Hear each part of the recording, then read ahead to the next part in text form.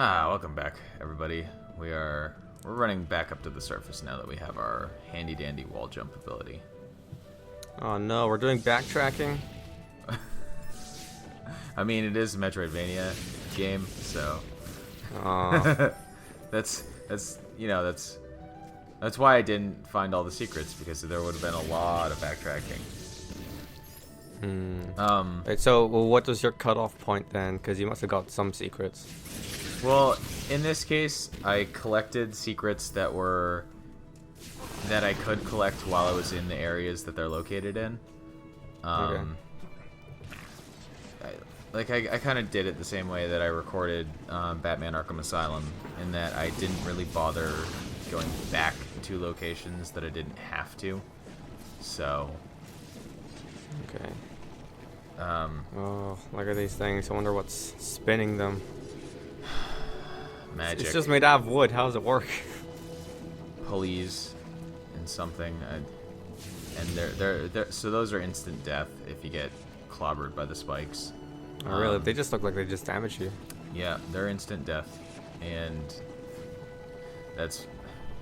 so this game actually has a lot of instant death states, which is another reason why completing the game without dying is harder than you might reasonably expect. Right. So that's enjoyable. Have you checked how many people have got that achievement on the Steam achievement list? I have not, but I would not imagine that it is exceedingly high. Okay. Because I mean, for one thing, is particularly with there are a lot of games that people don't even finish in the first place, let alone, finish while getting achievements. And this game had a fair amount of press coverage, but it wasn't huge, I guess. Well, I have seen a couple of articles on it. Yeah, it had. I don't think it's low profile. No, not at all. Particularly because it was published by Microsoft. So, I mean, yeah, it did. It's also on the Xbox One. Yeah, there was some money put behind it. Yes, and we get to unlock portions of the map as well. Oh, what is this, a Ubisoft game? Well, fortunately, we don't have to climb radio towers. We just have to... Okay. Or drive up them. Yeah, we just have to collect fragments and find where we can slot them into map stones. So I'll note real quickly that these first 2 or 3 videos of Ori are recorded at 60 FPS, but the problem is that my computer is not good enough to maintain 60 FPS in this game. So I'm gonna be switching to 45 FPS at one point, which will annoy everybody, I'm sure, but it's what I had to do to keep the game actually playable. Because trying on YouTube, it does give you the option for 60, but I don't think it gives you the option for 45. We'll find out eventually. But it's something I had to do because these are doors that we can open with the blue energy cells that we have once we get enough. Trying to record this game at 60 FPS meant that there was input lag on things like jumping, which made a lot of sections way harder than they actually are. And it resulted in more than a few deaths while trying to record the game. Oh, how many deaths do you think you've had? I had, due to input lag, I died, I initially died in this particular section right here, trying to climb up this wall that I'm staring at right now. I died here because of input lag, because I couldn't time my jumping properly to avoid the projectiles along with the spiky thorns. So that was one right there. There were a bunch of deaths while I was trying to record it at 60 FPS, and it was a huge problem. So that's not going to be what the rest of the game is going to look like. unfortunately. I think it's fine. And I think in the case for YouTube videos, 60 FPS is a luxury, not a requirement. I mean, to be honest, I don't have the internet speed to watch YouTube videos at like 720p in the first place. So Okay. so for me, like, I don't even know what it's like watching YouTube videos at 60 FPS. Oh, you're missing out. It's so smooth. Yeah. So good, girl. Kind of like this cutscene. Yeah. Look Look at at those Look at all the fuzzy, watercolors. I don't know. I'm not an artist. Look at all the fuzzy little star creatures, starlight creatures. Crackling with sexual energy. Oh, there's a big angry bird though. Angry bird. Oh, that's pretty big. Yeah, it's gonna start knocking down on homes. Good.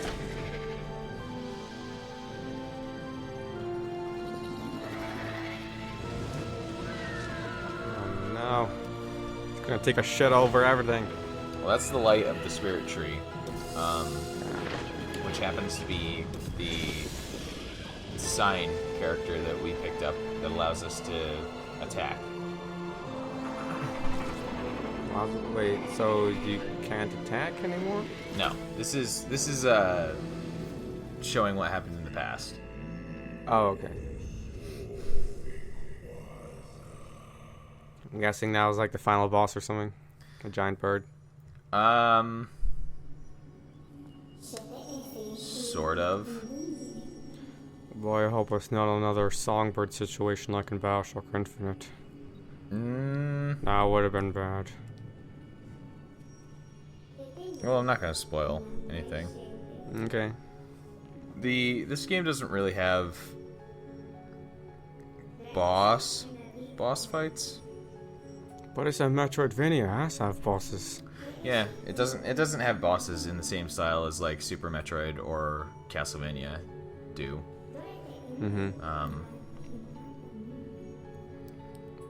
This is showing off the 3 different locations that we're gonna have to travel to. Obtain the forces of the Triforce: courage, wisdom, and power. Basically, yeah. We're gonna be collecting the 3 elements to put the world back to normal. So this game is also not very kind of also branching off of how it differs from like Super Metroid. It's not very friendly to sequence breaking. There are not many ways to play the game out of order, like out of the intended order that the developers. Okay, so it's like I think it was Egoraptor that described it. It was like an amusement park where you have a set path. Well, it looks open world, but you still have a set path between everything. Yeah. All right. It's definitely like it has a particular order that it wants you to play in, and it goes out of its way to enforce that sequence of events. Wonder how that lever works. Like I'm not seeing anything mechanical in this game. By magic. Pure it's a magic lever. Pure power of magic. And love. We have another upgrade coming up that will allow us to break these giant glowing blue things that we're seeing around. I wonder, well, what's the most like diverse Metroidvania game, with all the upgrades you get? Because almost every single one unlocks a wall jump, almost every single one unlocks some sort of breaking the wall, almost every single one has like a double jump thing. Yeah. I don't know, I'd like to say something different. I mean, Guacamelee actually, that has a pretty good one. Yeah, because that... Or like some of the later... Yeah, it's the Mexican luchador style Yeah, that one side-scroller. makes all of your combat abilities into the things that let you break the environment as well. Yeah, like your uppercut that doubles as a double jump. Yeah. And, you know. I suppose I haven't really played enough Metroidvania style games in general to Oh, neither have I, actually. yeah, to kind of I'm not sure what would be, but this one, like, this is a pretty good example of a game that doesn't do much new, but does it all really well. Okay. Like it's got a lot of the same standard Metroidvania kind of upgrades. You know, you got the charge innovative shot there.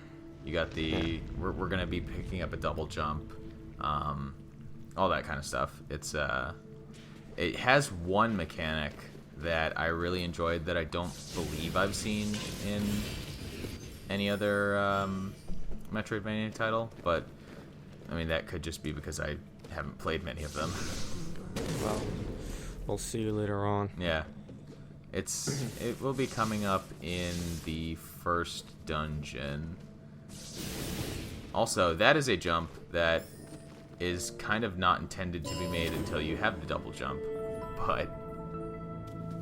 but you can make it. It's a little bit of sequence breaking there. Yeah, just in the manner of collecting secrets, like, because you can technically make these jumps just barely. Are those spike things instant death? No, those ones just deal health damage, but they, like, generally speaking, if you get caught, you won't get out in time to not die. Okay. Because I think they deal 2 orbs of health damage per hit, and you don't get a lot of invincibility frames between attacks.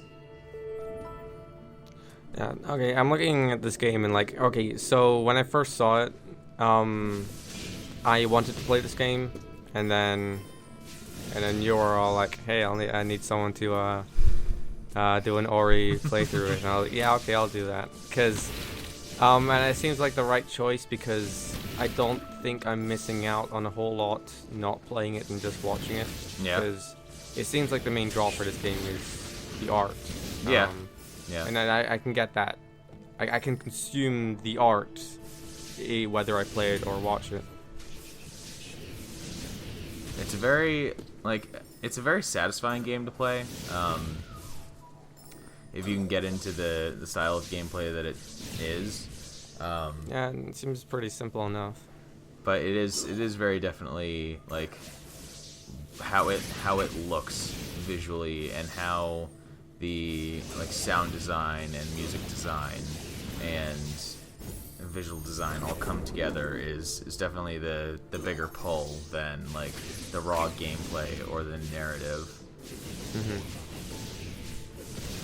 Are the only narrative segments really the flashback sequence that we got? No, we'll be getting a little more. Those come into play mostly during the dungeons as well. Right. Like, it seems like, you know, we haven't, like, have any NPCs or anything like that. Not yet. To talk to. Ooh, not yet. There will be minimal amounts of NPC interaction. The game is kind of like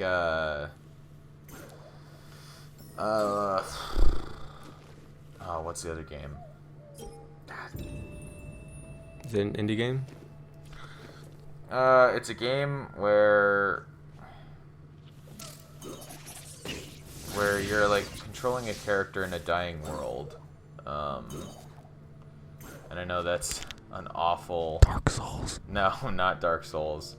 Oh, I knew what it was, and now that I wanted to use it as an example, it's just gone. Is it a side scroller? I can't even remember. This is why I'm awful at this kind of stuff. Like, I can never remember the references that I want to make when I want to make them, and then they always, like, come back to me an hour after it would have been helpful. Oh God, now you're annoying me because Yeah. I want to know. Exactly. I know. Uh, I really wish I could remember the game that I was thinking of. I'm gonna remember it while I'm editing this video in post or something like that. oh great. Oh. Well, if you do remember it before you upload this video, at least like edit in some text. Yeah. What you're thinking about. Oh man, that's gonna bug me for the rest of the day now. Oh well. Oh well. Time to move on. Yeah, just forget that thought. Basically. Let's buy some more upgrades. Ooh. I'd just say it's the most useful path you can take with those upgrades. The top and bottom are both kind of equally useful, because the top path lets you regenerate health when you save the game and lets you reduce the damage that you take from enemies, and then the bottom path just makes killing things a lot faster, because it... See, well, what I'd normally choose is the more offensive skills. Yeah, well, you get tons of ability points as you play the game as well, so there's no real shortage of how you can level up, because you can very easily, if you find all the secrets and kill all of the enemies that you come across as you are finding all the secrets, then it's pretty easy to collect every single upgrade in a single playthrough. How do you feel about games that has like upgrade paths but not enough upgrade points in the game to unlock everything in the path? They annoy me. I really like, so that was our first NPC, by the way. Okay. He stole the item that we need to get inside this big old tree that we just ran past, so we got to chase him down. I get really annoyed by games that have tons of upgrades and multiple upgrade paths, and you cannot actually like use all of them in a single playthrough. Yeah. If it's specifically like an RPG, then I don't mind it, generally speaking, because like you got to pick a path and stick with it in RPGs. But when it's are you specifically talking about class-based RPGs? Yeah. Okay. If it's like, if it's something like if it's like an action game or an action event, like if it's Devil May Cry or something like that, and you can't actually get all of the upgrades that the game has for you, then I'm just like, what's the point then? Yeah, I know The Witcher 2 has upgrade trees, and the max level's 35, so you can't upgrade everything. Yeah. And it's like, I mean, if you want to make me specialize, fine, but it's still really don't tease me. Yeah, it's incredibly annoying. So yeah, for stuff like that, yes. I want everything to be unlocked before I finish the game, please. Yeah, right? And like have enough of the game left so I can like play around with everything. Yeah, I won't actually be collecting all of the upgrades in this playthrough, but I will be getting most of them. And are there like useless upgrades? We'll get into that next time.